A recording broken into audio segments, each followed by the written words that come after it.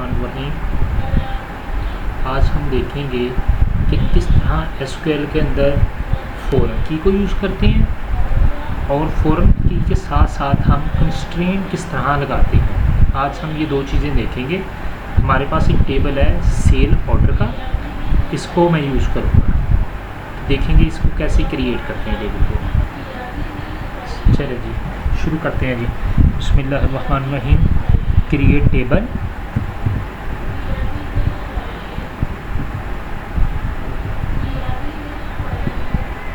Table क्योंकि मैंने cell order का टेबल क्रिएट करना है जिसका नाम है सेल ऑर्डर, तो यहाँ पे मैं लिखूँगा नाम इसका sale order.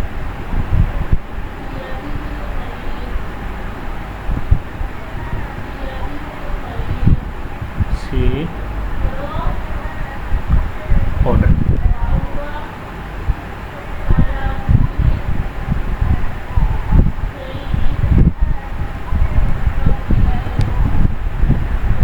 Order then next line पे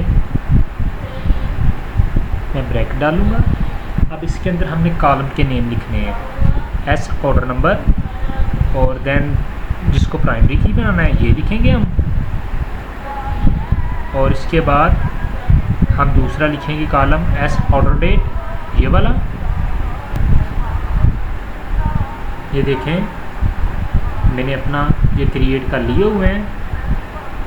एस ऑर्डर नेम वारचार प्राइमरी की इसको बना लिया हुआ है, और एस ऑर्डर इसको नहीं मैंने लिखा ना, एस ऑर्डर डेट ये भी मैंने लिख लिया, ठीक है।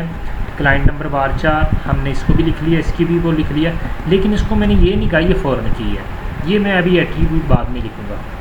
इसके बाद मैंने इसको भी एक ये अपना वारचार डेली एड्रेस जो है ये लिख लिया 25। सेल नंबर जिसको हमने फॉरेन के लिए बनाना है, अभी इसको नहीं मैंने लिखा। उसके बाद डेली टाइप 4 लिख दिया, 2 लिख दी मैंने, 1 भी लिख सकते हैं, बाय डिफ़ॉल्ट 1 होती है, लेकिन हमने उसने 1 का है तो मैंने 2 लिख दिया अपनी तरफ से। अब सारे ये पूरे हो गए हैं। अब मैंने फॉरेन की बनानी है। फॉरेन की के लिए हमें यूज़ करना पड़ता है कंस्ट्रेंट। कंस्ट्रेंट हम लगाते हैं रुकावट ना, कंस्ट्रेंट CON।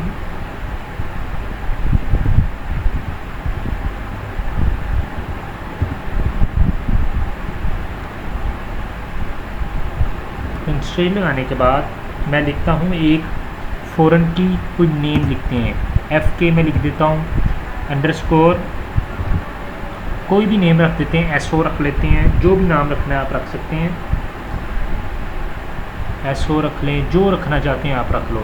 क्योंकि यहाँ पर फॉरेन की मैंने क्लाइंट नंबर की बनानी है तो मैं CN लिख लेता हूँ, CN। देन इसके बाद मैं लिखूँगा फॉरेन की,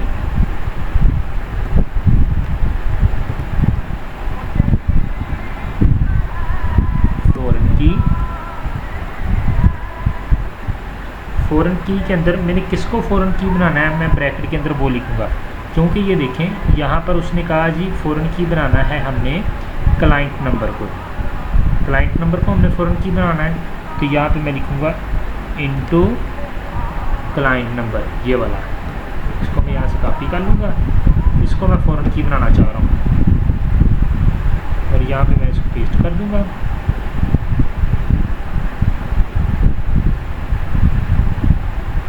ये देखा। अब मैं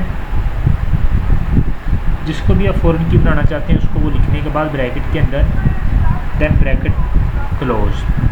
उसके बाद रेफरेंस उसने कहा, ये देखें उसने कहा reference of client master table, reference देना है क्लाइंट मास्टर टेबल का। रेफरेंस वर्ड यूज़ करेंगे,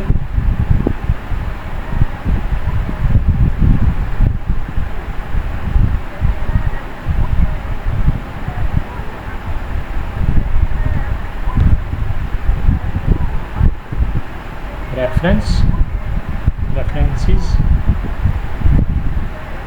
उसके बाद क्लाइंट मास्टर का देना है, जिस टेबल का देना है उसका नेम लिख देते हैं। क्लाइंट मास्टर का देना है तो यहाँ पे लिख देते हैं क्लाइंट मास्टर।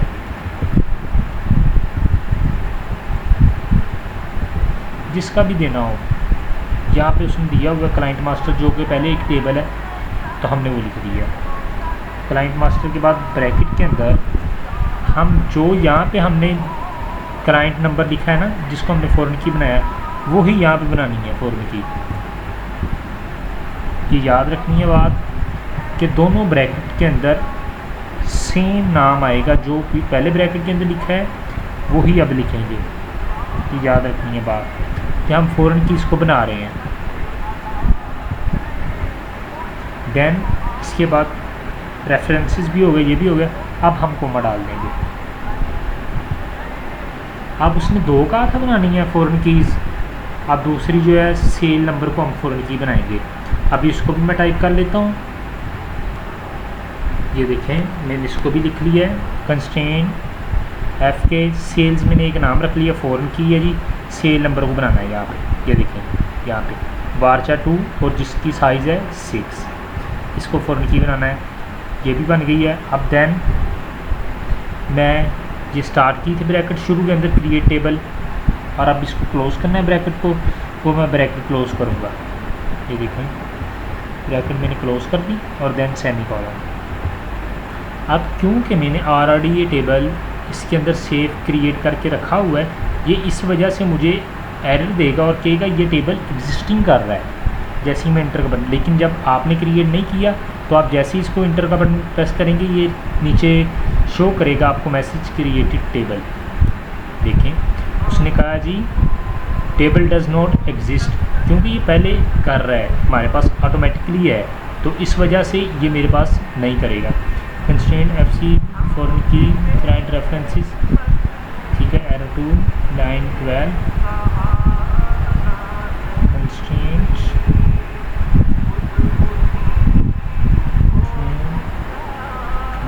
एफ के फॉरेन की, ये बिल्कुल ठीक लिखा हुआ है क्योंकि मेरे पास पहले एक पड़ा हुआ है, इस वजह से ये उसको शो कर देगा सेल ऑर्डर को। जैसे ही आप ये लिखेंगे तो ये उसको शो कर देगा। मैं आपको दोबारा फिर एक मरतबा करके दिखाता हूँ।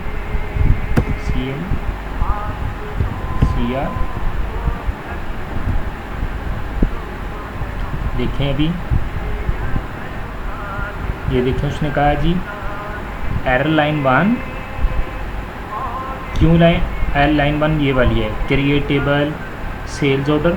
उसने कहा क्यों एरर आ रहा है, already used by existing table object, कि आप जिस नाम को पहले आपके पास टेबल पड़ा हो आप इसको यूज़ कर रहे हैं, इस वजह से उसने ये किया है।